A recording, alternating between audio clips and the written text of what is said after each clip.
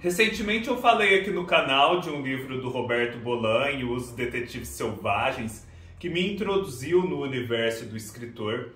Eu adorei aquele livro e por isso não pude esperar e já fui ler um outro que eu tinha em casa, que é este, O Terceiro Reich, um livro que o Bolanho escreveu na sua juventude, nos seus primeiros anos de carreira, mas que só veio a ser publicado póstumamente. Comprando este livro ou qualquer outro produto, desde que através do link abaixo da Amazon, você ajuda o canal com uma pequena porcentagem da sua compra.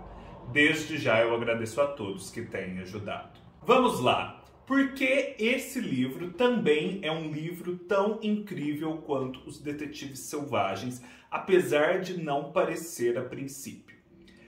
Aqui nós acompanhamos a história de um alemão, ali por volta dos seus 25 anos, chamado Udo Berger, algo do tipo, não sei como se pronuncia.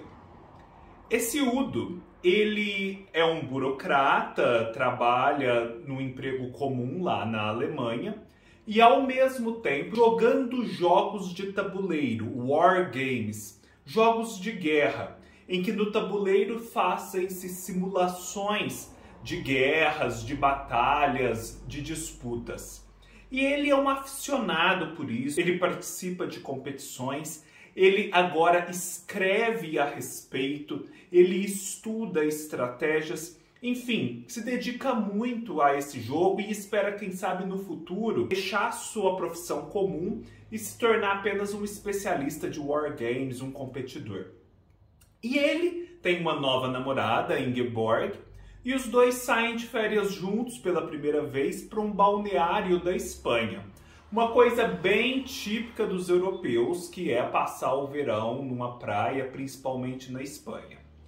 E aí a gente vai acompanhando a vida dos dois ali naquele balneário, onde o Udo pretende, ao mesmo tempo, tirar as férias ao lado da namorada, curtir a praia, ir a discotecas, restaurantes, beber um pouco, e nas horas vagas dessas férias, se dedicar a novas estratégias de jogo, a escrever um artigo a respeito de um novo jogo envolvendo a Segunda Guerra Mundial e o Terceiro Reich. Esse balneário espanhol é um lugar em que ele costumava ficar com os pais há mais de 10 anos na sua infância e que ele não visitava há bastante tempo.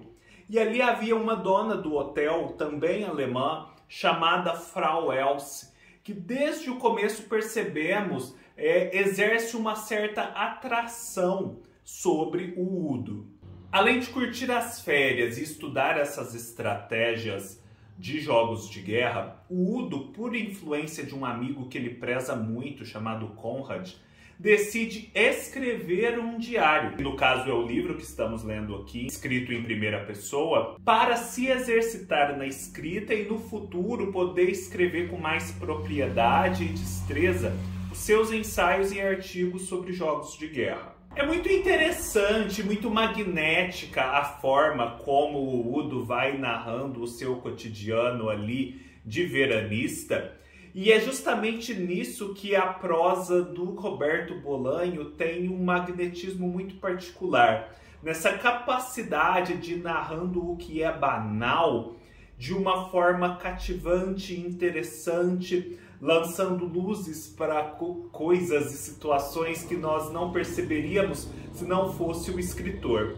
E aqui então o Roberto Bolanho consegue fazer um retrato muito apurado, muito vivo do que é o cotidiano de um balneário. O que são as férias? O que é estar de férias? O que é o ambiente de uma praia? Quais são os modos de vida que ali existem? As interações sociais que se formam?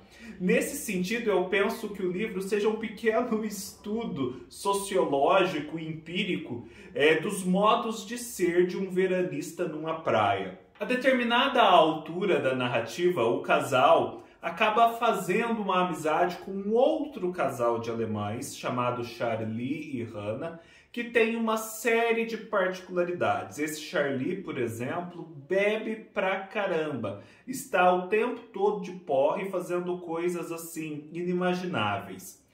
A narrativa vai ganhando interesse não só então por esse retrato apurado do ambiente de praia, como também por essa interação com o casal Hannah e Charlie, que é cheia de vicissitudes e que vai despertando a nossa atenção para o que vai acontecer depois, né? Há sempre uma atrapalhada, há sempre uma tensão, e isso vai movendo a narrativa. Uma outra situação que acontece, que também vai ganhando corpo, é a observação que o Udo faz e que depois vai se tornando, a gente percebe, uma obsessão de um moço que eles apelidaram como Queimado, porque tem várias queimaduras na pele, que cuida dos pedalinhos que ficam ali na praia. Há ali uns pedalinhos que os turistas utilizam ali no mar, e esse Queimado, ele é dono dos pedalinhos, fica ali na praia o dia inteiro cuidando deles, e à noite, de um modo surpreendente, ele faz toda uma arrumação desses pedalinhos, de tal forma que ele acaba morando por debaixo deles, ali mesmo na praia.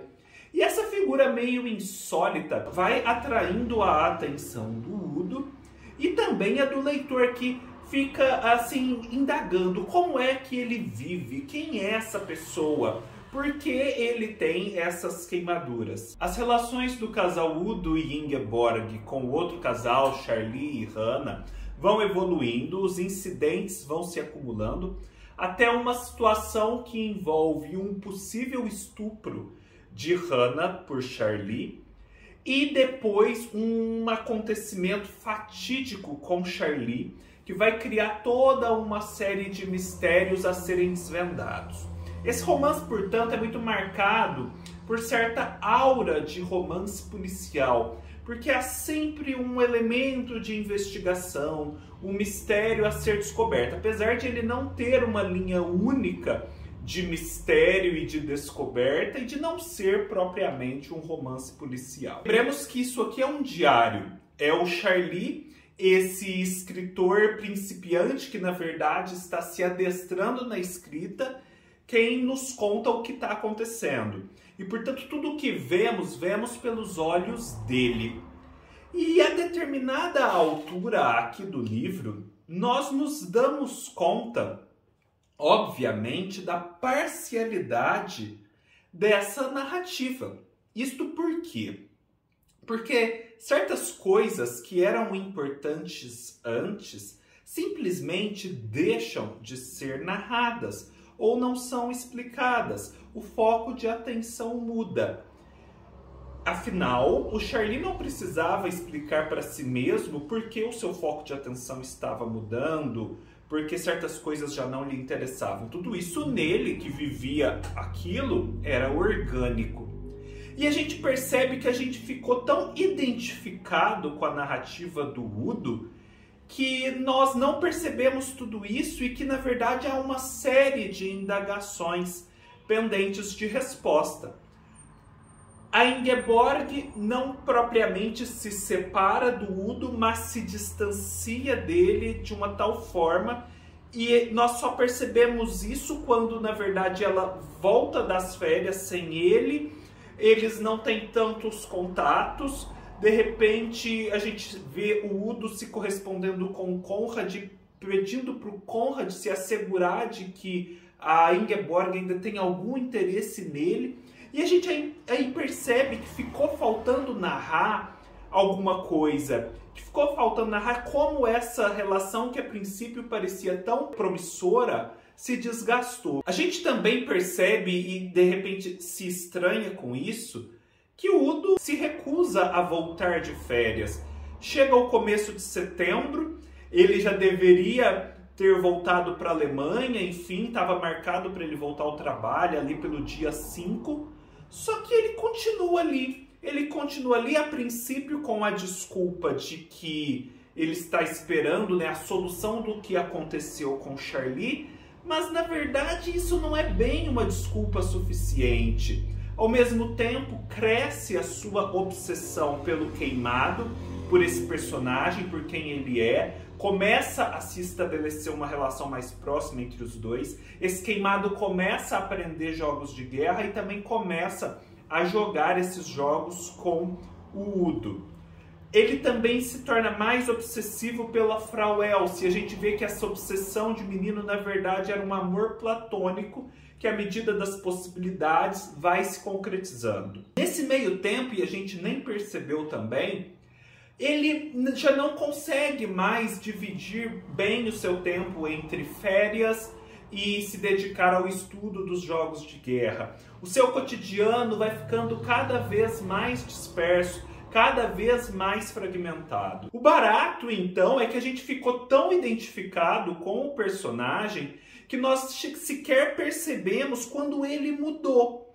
E é só quando a gente toma consciência de que isso aqui é uma narrativa em primeira pessoa que a gente começa a fazer muitas indagações e perceber que falta muita coisa a ser contada, que nós estamos aqui imersos numa subjetividade. Esses momentos finais do livro, então, vão se desenvolvendo em torno do que aconteceu com Charlie, desse prolongamento excessivo das férias por parte de Udo e desse jogo que se desenvolve entre ele e o Queimado. No caso, o Udo ele representa a Alemanha na Segunda Guerra, portanto a defesa do Terceiro Reich, e o Queimado representa os aliados. Há uma notícia dispersa no livro de que o Queimado seria um sul-americano e de que ele teria sofrido um ataque de neonazistas, por isso do seu corpo queimado. Isso não é bem explicado, não é aprofundado, mas alguns críticos veem nisso e no fato de que depois ele vai se bater com o Udo nesse jogo de tabuleiro como uma forma simbólica de representar a luta contra o nazismo ou também a luta contra regimes ditatoriais. Afinal, Roberto Bolanho vinha do Chile, de Pinochet. Esse sul-americano é alguém que sofreu uma queimadura, um ato de violência por parte, talvez, de autoridades políticas repressoras. Então, há toda uma leitura possível nesse sentido do simbolismo político, da expiação que se dá através do jogo de tabuleiro. Mas me parece que essa explicação, apesar de parecer mais óbvia, até por conta do título do livro, ela é insuficiente para dar conta do porquê esse livro é tão bacana. Eu acredito que o grande trunfo desse livro seja a forma de narrar. Pensem, o que vem à mente de vocês quando você pensa em alguém que se dedica a jogos de tabuleiro de uma forma assim tão profunda, escrevendo artigos, fazendo longos estudos, inclusive em suas férias, participando de competições? Você pensa naquele nerd meio obcecado por um assunto e que se dedica de corpo e alma a isso, que talvez não consegue enxergar o que está do lado, coisas acontecem ao seu lado e ele não se dá conta. O Udo é essa pessoa. Ele tem primeiro uma obsessão com jogos de guerra, depois uma obsessão por esse personagem queimado e o seu modo de vida, e por fim uma obsessão com a tal da Frau Else, que é o seu amor platônico. E à medida que essas obsessões vão se desenvolvendo, ele vai mudando, a sua relação com a namorada e com outras pessoas vai se alterando, o seu modo de vida vai se alterando e ele mesmo parece não ter autoconsciência disso. E nós também, por estarmos tão identificados com a narrativa dele em primeira pessoa, quase que não temos essa percepção e só de repente a adquirimos. Então, o Roberto Bolanho consegue nos colocar na mente de uma pessoa obcecada por alguma coisa e assim nos mostrar como acontece essa obsessão, né? Como ela exclui coisas e passa a prestar muita atenção em outras que talvez passariam despercebidas para alguém que não estivesse vivendo a obsessão. Falando assim, parece tudo muito abstrato e talvez nem tão interessante, mas a prosa do Bolanho é muito bacana justamente por isso, pelo inusitado que ela tem e por esse magnetismo do ato de narrar. O Roberto Bolanho consegue fazer dos assuntos mais triviais matéria de ficção e matéria de ficção assim da mais alta relevância e interesse. E aqui nesse livro, além desse próprio magnetismo da narrativa, né, da força da narrativa por si só, independentemente de qualquer outra coisa, há esse retrato super bacana, quase sociológico, mas muito leve, do que é uma vida de férias numa praia, e também essa questão do que é uma mente de uma pessoa obcecada. Essa imersão nessa mente é algo assim impagável que só um grande escritor é capaz de produzir. É isso, pessoal. Eu confesso que quando eu terminei esse livro eu sabia que ele era bom, que eu tinha gostado, mas eu sequer tinha condições de avaliá-lo no Scooby, colocando estrelas de 0 a 5. E foi só agora, me preparando para este vídeo, escrevendo um roteiro, revisitando alguns trechos, que eu me convenci de que este é sim um livro 5 estrelas, assim como Os Detetives Selvagens. No entanto, eu recomendo que leiam Os Detetives Selvagens primeiro, apesar de ser muito mais extenso. Eu acho que a chance de você entender a proposta do Roberto Bolanho por aquele livro é maior.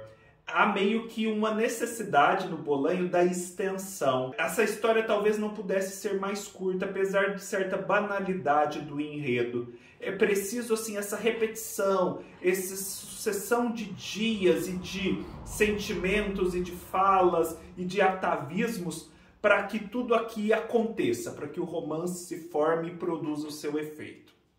É isso, espero que tenham gostado. Se gostaram, deem um like, deixem seus comentários, se inscrevam no canal, me sigam no Scooby, no Instagram e no Facebook, todos os links estarão aqui embaixo.